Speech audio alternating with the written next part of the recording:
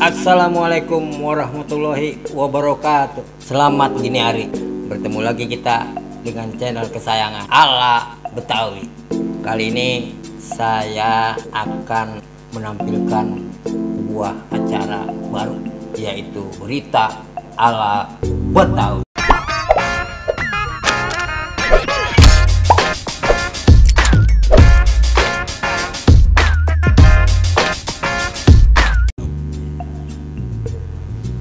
Isinya nanti kita akan mereview, kita akan reaksi berita-berita yang viral, berita-berita hot, jeletot kayak sambal setan. Pokoknya seru. Jangan lupa yang belum subscribe, like dan komen. Tonton terus. Pokoknya no way. Baiklah, untuk yang pertama ini kita akan melihat apa kira-kira yang terjadi di negeri kita ini. Ya, berita pertama kita lihat demo 11 April tolak dan tunda pemilu, efektif atau gagal. Kira-kira apa ini yang terjadi? Berita pertama, kita mulai dari CNN Indonesia. Demo mahasiswa 11 April tolak tunda pemilu, efektif atau gagal. Jakarta, CNN Indonesia. Mahasiswa lintas kampus telah menggelar aksi demonstrasi di Jakarta dan sejumlah kota di Indonesia dari bagian barat sampai timur pada Senin 14 April. Itu adalah rangkaian dari demo mahasiswa beberapa hari terakhir menolak wacana penundaan pemilu, perpanjangan masa jabatan presiden atau Joko Widodo 3 periode, hingga memprotes kenaikan harga BBM, tarif PPN, kelangkaan minyak goreng, dan lain. Ya, siswa yang demo kan bagus. Namanya dia menyuarakan suara hati rakyat. Yang namanya 3 periode presiden dari dulu juga kagak pernah ada. Yang kagak melawan arus berarti.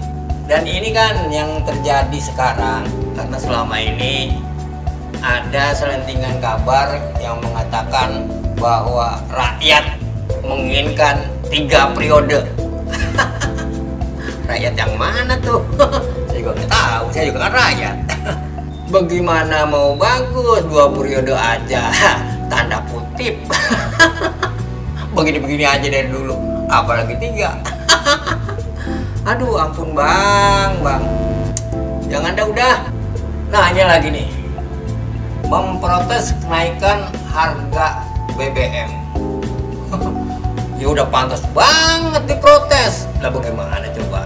Dulunya 9.000, sekarang 12.500. Ada kan orang susah juga. Ya pantas, ada kebangetan banyak. Apalagi kan sekarang namanya pandemi kan belum ini, susah. Wajar lah. Ya. Bukan efeknya, ini bukan harga BBM doang nih, semuanya pada naik. Sayuran naik, cabai, bawang. Nah bagaimana pada ngikut semua? Angkot, ojek naik semua. Jadi bukan karena BBM-nya. Jadi BBM itu sumber daripada apa namanya itu? Kesusahan dah. Pokoknya kalau BBM naik semua jadi susah. Begitu. Ya pantas buat mahasiswa kalau udah protes. Terus kelangkaan minyak goreng tuh gimana? Pantes kemarin saya lihat ada ibu-ibu ngomel itu, orangnya pemimpin negara yang mengusulkan kalau minyak goreng langka direbus saja. Soalnya kita ini bukan makan mie instan bu. Ya kalau mie instan ada, walaupun dia mie goreng tapi dia direbus. Nah kan kita makan kan banyak yang butuh digoreng, lah direbus semua bagaimana? Aduh bu, usulan yang bener dong bu, yang masuk akal, masuk logika, biar rakyat pada paham. Saudara, di tengah mahasiswa berdemo, kita lihat ada Ade Armando babak belur dipukuli massa di DPR. Nah ini menarik nih, kita lihat beritanya ya. Jakarta, CNN Indonesia.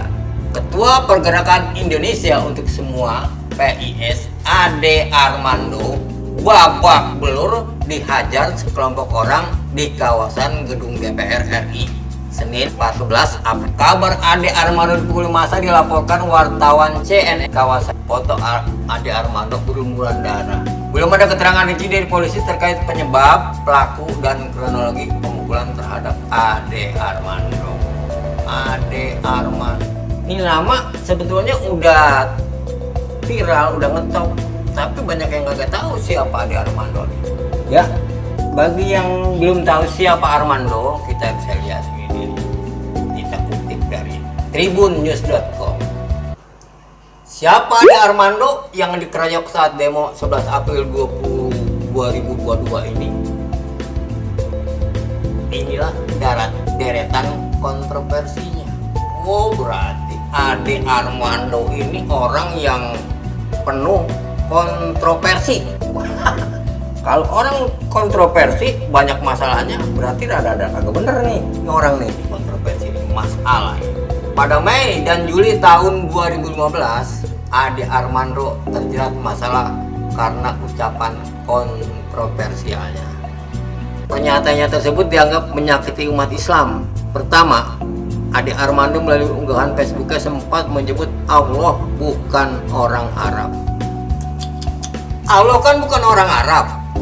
Tentu Allah senang kalau ayat-ayatnya dibaca dengan gaya Minang, Ambon, Cina, hip-hop, blues. Nah, ini kontroversi kedua dari Ade Armando.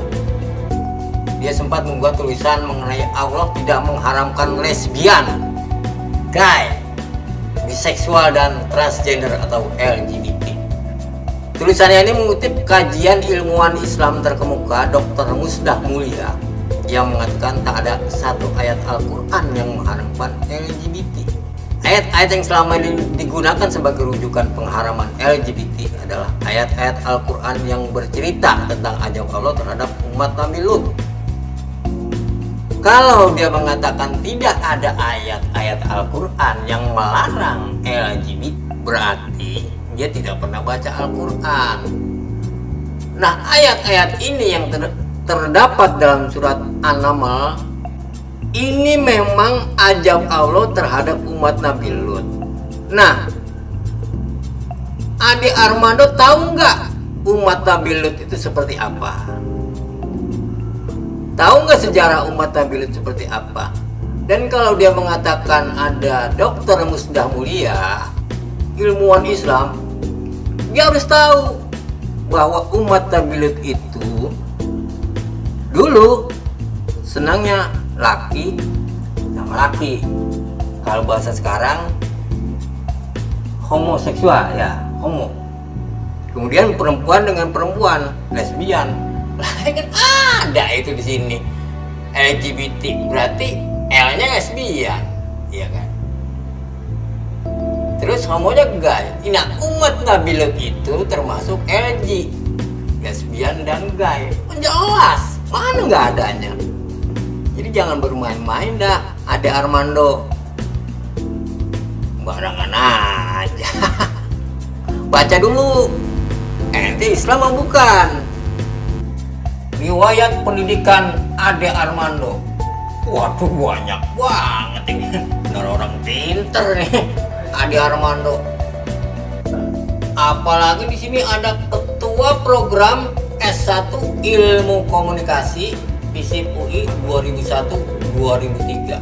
Terus dia juga profesor lagi. Wah, tapi bingung juga ya. Ahli komunikasi. Tapi ngapa dia itu kagak ngerti komunikasi? Harusnya kan dia jangan ke situ, jangan terjun. Orang lagi demo, dia terjun. Mau mencoba mengkomunikasi, ayo berkomunikasi. Ya kagak nyambung lah. Lah kan banyak yang kagak demen sama dia. Sedangkan dia aja juga mau jadi apa? Katanya profesor, tapi miskomunikasi. Kalau dia bisa berkomunikasi, nggak mungkin terjadi dipukulin Ade Armando. Itu mah sarjana apaan? profesornya jangan-jangan bodong atau cuma girik kan. Waduh, Dede ade. Atau bisa juga begini, Pak. Ini kan demo, tuntutan mahasiswanya kagak jelas. Yang saya lihat tadi ngapa jadi pas saya buka masalah demo, yang saya lihat Dede Armando digebugin. Nah, ini ada pertanyaan.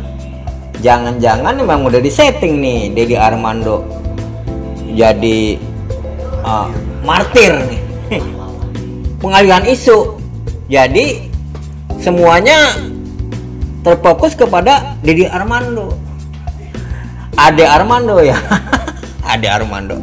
Jadi pahlawan dia. Jangan-jangan dia mencoba keilmuannya nih. Pertama keilmuan sebagai profesor komunikasi.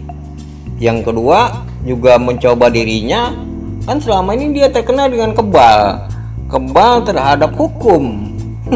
Jangan-jangan juga dia kebal juga terhadap pukul. ternyata Dede Armando nggak bisa berkomunikasi, Ade Armando nggak bisa berkomunikasi, ya kan? Dan akhirnya habis diajar masa. Nah ini buktinya, ternyata walaupun dia kebal hukum, ternyata nggak kebal pukul juga Dede Armando. Aduh, Ade Armando pengen jadi pahlawan kali dia, tapi sayang Ade Armando pahlawan kesiangan. Aduh, udah sampai sini dulu deh ya. Nanti kita sambung lagi. Maaf kalau salah kata. Wassalam.